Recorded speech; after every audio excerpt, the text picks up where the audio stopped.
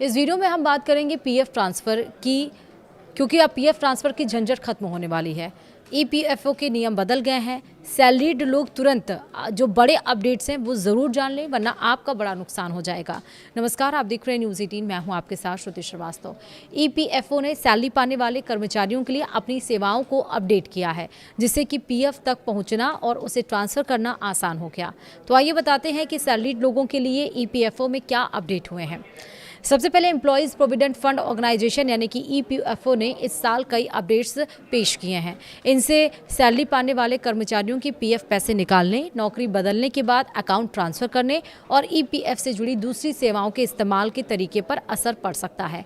इनमें से कुछ अपडेट्स पहले से ही लागू हैं, जबकि कुछ रिटायरमेंट फंड बॉडी के ज़्यादा डिजिटल और आसान सिस्टम की ओर बढ़ने की कोशिश का हिस्सा हैं। यहाँ इस साल के 5 अहम ईपीएफओ डेवलपमेंट दिए गए हैं, जिनकी वजह से सैलरीड लोगों पर काफ़ी असर पड़ सकता है।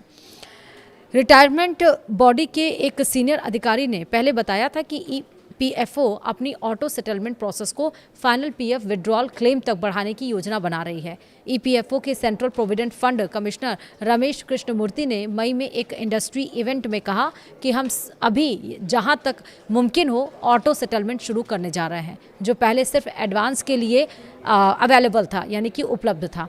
अब हम फाइनल विड्रॉल के लिए भी ऑटो सेटलमेंट की ओर बढ़ रहे हैं। अभी तक सिर्फ 5 लाख तक के एडवांस पीएफ क्लेम की ऑटो सेटलमेंट मोड से प्रोसेस किए जाते हैं। हालांकि रिटायरमेंट फंड बॉडी अब इसी सिस्टम को फाइनल विड्रॉल के लिए भी लागू करने पर विचार कर रही है, ताकि मेंबर्स के लिए प्रोसेस तेज और परेशानी मुक्त हो सके।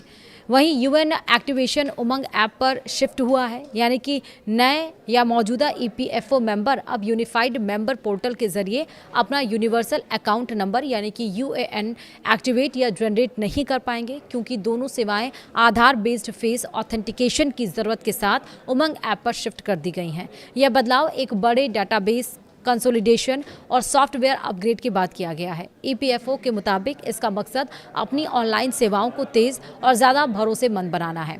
तीसरा है कि पीएफ ट्रांसफ़र प्रोसेस ऑटोमेटिक हो गया है, यानी कि ईपीएफओ ने कर्मचारियों के लिए नौकरी बदलने के बाद अपना पीएफ बैलेंस ट्रांसफ़र करना आसान बना दिया है। ईपीएफओ की वेबसाइट के अनुसार आधार लिंक्ड और केवाईसी कंप्लाइंट यूएएन होल्डर्स के लिए पूरा प्रोसेस ऑटोमेटिक हो जाएगा। इस प्रावधान को लागू करना अहम है, क्योंकि इससे अलग अलग ट्रांसफ़र एप्लीकेशन जमा करने की ज़रूरत खत्म हो जाती है, जिससे कागजी काम और अतिरिक्त परेशानी कम होती है।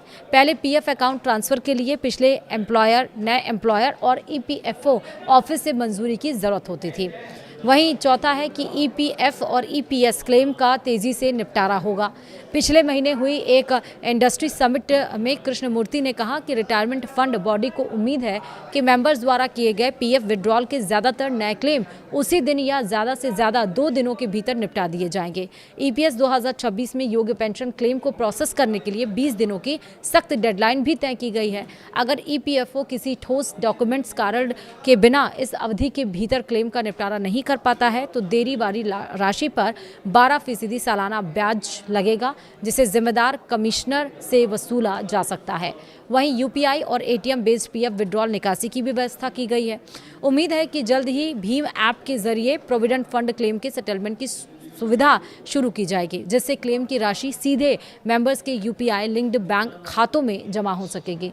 कृष्णमूर्ति ने जुलाई में तेजी से ईपीएफ सेटलमेंट के लक्ष्य के साथ साथ यह भी घोषणा की थी कि इस फ्रेमवर्क को लगभग 1 महीने के भीतर लागू किए जाने की उम्मीद है। इसका मतलब ये है कि यह सुविधा इसी महीने शुरू हो सकती है। हालांकि इस डेवलपमेंट पर अभी तक कोई और स्पष्ट जानकारी या अपडेट नहीं आया है। समिट के दरमियान उन्होंने कहा कि जैसा कि हमारे मंत्री ने कहा है कि हम भीम ऐप के जरिए क्लेम निपटारे का प्रोसेस शुरू करेंगे और क्लेम का निपटारा यूपीआई लिंक्ड बैंक अकाउंट के माध्यम से किया जाएगा। इसलिए यह फ्रेमवर्क भी शायद ज़्यादा से ज़्यादा 1 महीने में लागू हो जाएगा, यानी कि अब आप यूपीआई और डिजिटल पेमेंट के ज़रिए भी अब आप अपना पीएफ का पैसा निकाल सकते हैं। आपको बैंक जाने की ज़रूरत नहीं पड़ेगी। तो ये वीडियो ज़्यादा से ज़्यादा लोगों के साथ शेयर करें जिसका पीएफ का पैसा कटता है। फिलहाल वीडियो में इतना ही। नमस्कार।